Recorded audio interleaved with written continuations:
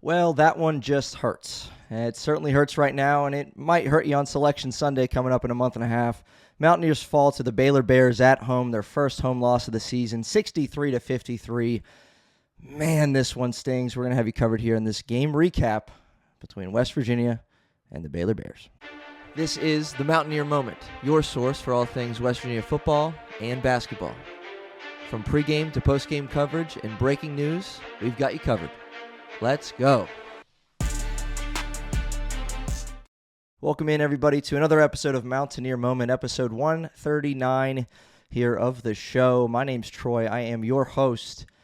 And again, episode 139 in about 5 months. We've been at this thing since the start of football season, late August, and just thrilled that you would take the time to watch or listen, whatever platform you're on, YouTube, Apple Podcasts, Spotify, Amazon Music. Hit that subscribe button for us.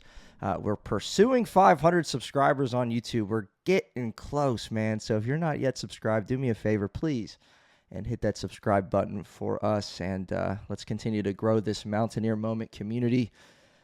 But it's a tough one, man. This is a tough loss. Mountaineers just went final with the Baylor Bears, lose that one 63-53 at home. And what an emotional game. Win or loss, even if you're watching on YouTube, kind of the first point we're going to get into is that it was an emotional loss. And I had that in my head, midway through the second half, it was going to be either an emotional loss or an emotional win because there was lots of reviews. There was lots of iffy calls. There was lots of, jawing back and forth between players. There was lots of, some controversial things going on. There was some grit and toughness. Belo, getting called for that flagrant foul, and then he comes out and scores 7 straight after that or something. And there's an incredibly long scoring drought for both teams that neither team could take advantage. It's not just West Virginia, right? Baylor had a 4-point lead, but they couldn't extend it until they finally did. But West Virginia couldn't capitalize on really good defense that they played in the second half against a more than capable Baylor offense. And, we've seen this movie before with West Virginia. Their struggles on offense forced them to lose another game. And this one stings for a variety of reasons, and we'll get into all of that toward the end of the episode when we think big picture. But obviously the glaring elephant in the room is, a loss to a 1-7, now 2-7 Baylor team in Big 12 play, although Joe Lunardi has them considered on his bracketology, which is wild to think about, but and they might make a run and make the tournament. We don't know, but to lose to them at home, it isn't good. It hurts.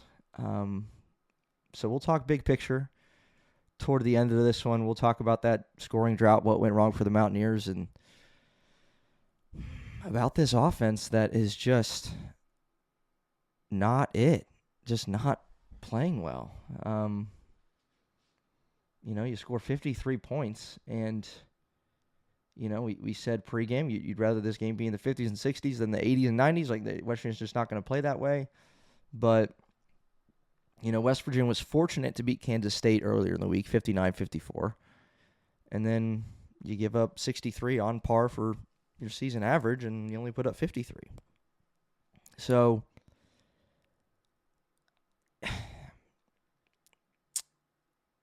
it sucks. And there was a lot of, I don't know, again, I wasn't in the arena, but you could tell the feel of every shot, just the impact it had on the crowd, and they were electric, and the coaches and players were super into it. It was a gritty performance. It was a rock fight, but it was an entertaining one. One that has you on the edge of your seat. And I don't know, for me personally, you can, on YouTube, you can leave a comment in the comment section, just kind of, what you were going through this game, as far as emotional roller coaster kind of thing. But I was, and it had a similar feel, obviously, to the Kansas State game. But Kansas State game, I was not calm, cool, collected, right? I was for a minute there, I thought we were going to lose, you know what I mean? But it didn't have the emotional draw to it. I don't know if it was because it was on a Tuesday night for an 8:30 tip. But it didn't get me as fired up. I wasn't fired up to win that one. I was happy we won, but I wasn't fired up to win that one. I would have been really fired up if we won this one. I'm fired up that we lost, because it stings. And Tuesday night against Kansas State didn't have that same feel, at least to me. this one just with the back and forth style and, Baylor getting out to a lead, West Virginia chipping away, cutting it to 4-2, whatever they did in the second half, and then, chance after chance to tie and take the lead, and just couldn't string together offense of any form. I mean, they had a 7.5-minute scoring drought, right? I mean, how many, do we really expect to win games where you have a scoring drought in the second half of 7+ minutes? I mean, they did that against Kansas State, right? It was a similar feel, almost the same minute mark, right? From about 10, 11-minute mark to the 3 or 4-minute mark in consecutive games on your home floor. You're going on a 7-minute scoring drought. So maybe we'll start with that point. Let's talk about this offense, because that's a major problem. And it's pretty simple. You put the ball in the basket. That's the name of the sport. And West Virginia went 7+ minutes without doing that in back-to-back games at home. And so, you're bound to lose one of them. You should have lost both of them.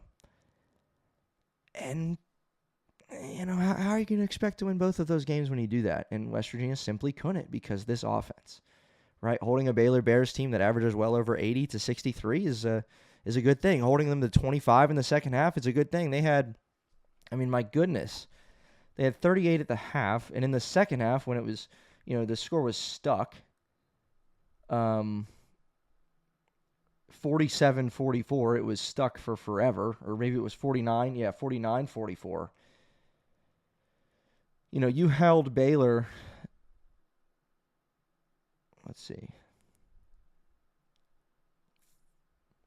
Baylor was stuck on the 49-point score for 5 minutes. Unfortunately, your drought was longer, over 7 minutes, right? It was 49-44 for what seemed like forever. You hold a team scoreless. And at one point in the second half, the announcer said that Baylor must have been toward the end of that scoring drought that they were in. They were shooting the ball 19% from the floor. West Virginia was shooting 26%. You hadn't made up much ground because your offense simply was that bad. And again, you put that in perspective. So they had 38 at the half, and they had 49 with 4.5 minutes to go, 4:19 to go.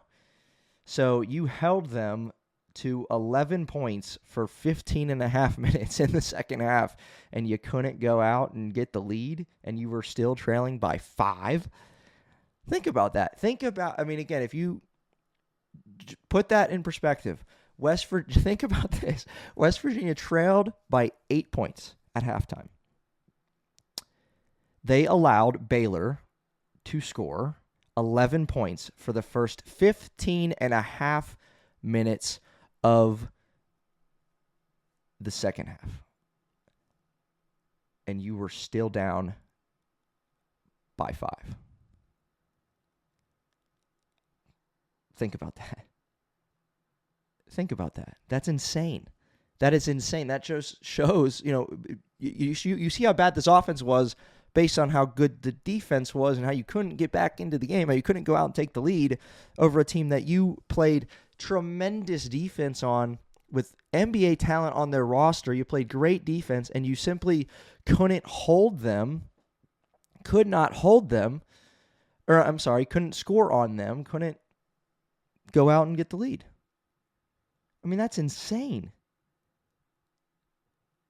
15 minutes, 15.5 minutes where you held them to 11 points, and all you could manage was 14. So you were still trailing by 5. Very upsetting, right? Very, very upsetting offense. And so, that to me is the story in this one, is that significant second half scoring drought for both teams. But the fact that West Virginia couldn't make up any ground, hardly, with that scoring drought, right? Baylor jumped that lead quickly up to 12. He called a timeout probably a minute and a half into the second half as Baylor jumped out for that lead. But that's as high as it got. And then it just went ice cold. And so if you look at just by the numbers, right, if that doesn't tell the story enough, by the numbers, West Virginia, Belo was the only person in double figures for the team. He had 19 points, 7 of 13 from the field, 4 of 4 from the line, and 1 of 2 from the three-point line. As a team, you shot 36%, 18 out of 50. Baylor was 25 for 55 for 45%. They shot at 41% from beyond the arc. They were over 50% in the first half. They made 7 of their 9 triples in the first half. Second half, it was Obi Agbim who made 2 threes late. That really, really hurt you as you were down 4 or down 5, and he extended it to a 7 or 8 point lead. That just killed you. And those were their 2 threes in the second half from him. They were coming off a game, I think, where we talked about it pregame. They went probably 6 for 26, something like that, against Cincinnati, and then 9 for 22 here against West Virginia. They only got to the line 5 times. We mentioned offensive rebounds were a key. You held them under a season average. Baylor had 10 offensive rebounds compared to West Virginia having 12. That was a hot topic of conversation that we had pregame, and West Virginia did out-rebound them on the offensive glass, but simply weren't able to score. Offense is a problem. Honor Huff, really, really, really bad night. 1 for 13. 1 for 13. They played great defense on him. He went 1 for 9 from 3, and the only 3 he made was really deep and a really tightly contested, difficult shot that he made. He got a little bit more involved in the offense in the second half, just as far as dishing it out. He had 4 assists, 4 rebounds. Jasper Floyd, 4 points, 9 rebounds, 2 assists. Obioha, pretty much a non-factor, 4 points, 3 rebounds. Eagle Staff, 9 points, 4 boards, 3 of 5 from 3. Would have liked to see him get a little bit more in the second half, both shot attempts and just production.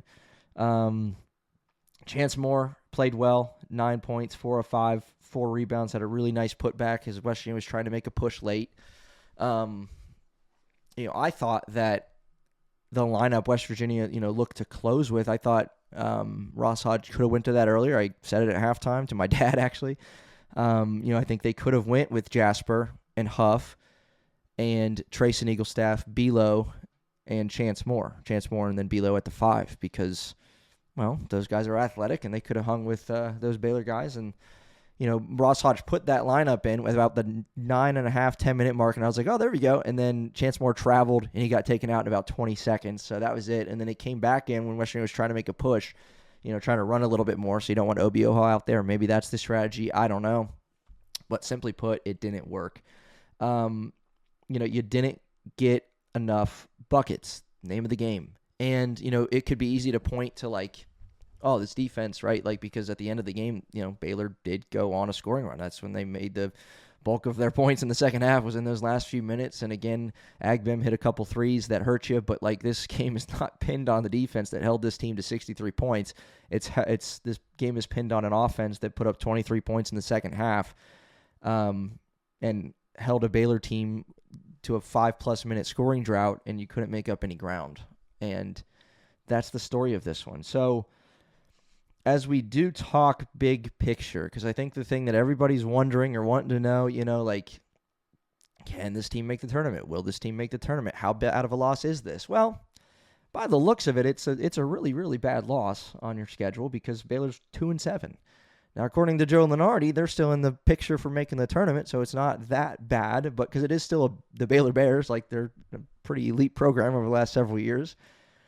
So you have to have respect for them, and I don't know why, right? The announcers continue to acknowledge the fact that Baylor and West Virginia both completely overhauled, retooled rosters, and I don't know why it hasn't clicked yet for Baylor. But I will say, while their offense and West Virginia gave them fits and they turned the ball over a good bit, while their offense obviously wasn't what it normally is, their defense obviously played well, and it's not hard to play good defense against West Virginia this season.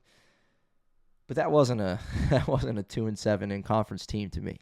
And they might make a push. I don't know. I mean, obviously we'll find out, but they got NBA talent. Agbim is obviously really, really good. Talented freshman in Yesufu, and they got real talent on this roster, and so it shouldn't come as this overwhelmingly shocking surprise of a loss. You might be clicking out now, I don't know, but I've said it, and I said it pregame for Kansas State, I said it pregame to Baylor. It's not a catastrophic loss because you finally lost a game at home, right? West Virginia has made the tournament with really, really talented teams before and didn't go undefeated at home. It's has the potential to be a really devastating loss for your hopes of the NCAA tournament because of what you set yourself up with. I've said it, and I'll say it till I'm blue in the face here on Mountaineer Moment. You did yourself no favors in the non-conference, and so that's why a loss like this could be catastrophic. It could be very, very, very detrimental to your NCAA tournament chances, right? Big picture stuff. West Virginia's 14-8. They're 5-4 in conference play. They're halfway through that slate, and they've got 9 games left to go. You're going to be on the road at Cincinnati on February 5th. And then you got Texas Tech at home coming up on the 8th. Texas Tech team that just lost, by the way. The 11th ranked Red Raiders lost to UCF on the road 88-80 today on Saturday. But, there's opportunities out there. But as the season continues to progress, the opportunities are fewer and fewer. 5-4.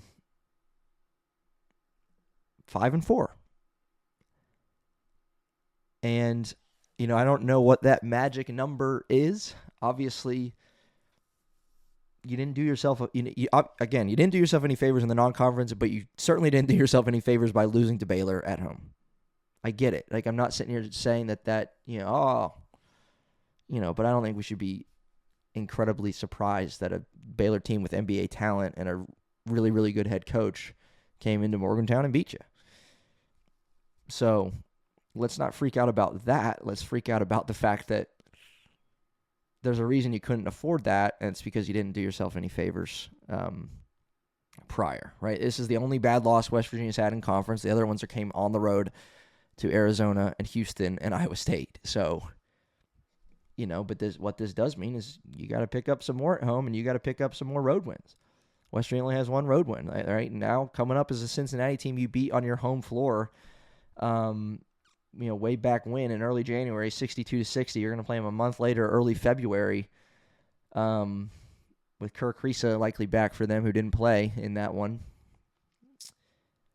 And I'm not going to sit here and call it a must-win because, what if you win out after that, right? But that would be a one you want to get, just like this one was one you really, really, really wanted to get, but you didn't get it. And, I don't know about, again, big picture things. I mean, that's the only time Western is going to play Baylor this year.